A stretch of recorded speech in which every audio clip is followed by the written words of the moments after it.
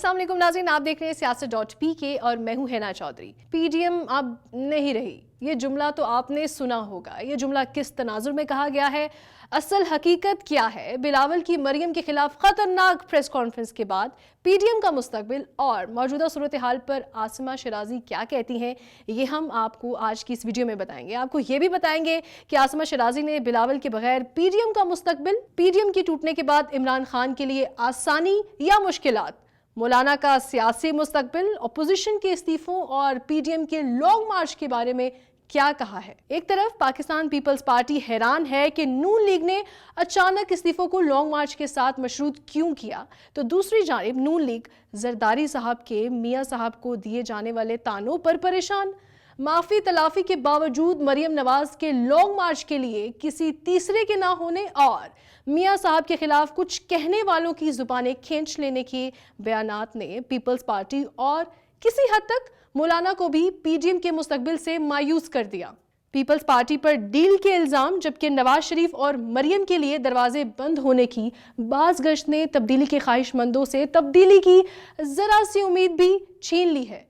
सवाल यह है कि पाकिस्तान पीपल्स पार्टी पर इस्तीफों का दबाव बढ़ाने वाले नून लीग और जेयूआईएफ आखिर इस्तीफे कब दे रहे हैं, और अगर इस्तीफे नहीं देते तो पीडीएम के सरबराही इजलास में पाकिस्तान पीपल्स पार्टी के कंधे पर बंदूक क्यों रखी गई। आसिमा शराजी ने यह भी कहा कि पाकिस्तान पीपल्स पार्टी की दलील है कि इस्तीफों से फायदा नहीं, नुकसान होगा।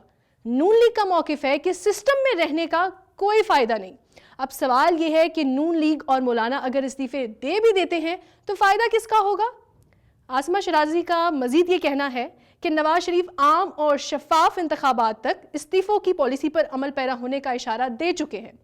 हर दो सूरतों में जंग सड़कों पर होगी और इस तसादुम का फायदा किसको होगा। क्या कुव्वतें इस सूरत हाल में आम इंतखाबात का कह सकती हैं? तहरीके इंसाफ ऐसी सूरत में असेंबलियां बर्खास्त कर सकती है।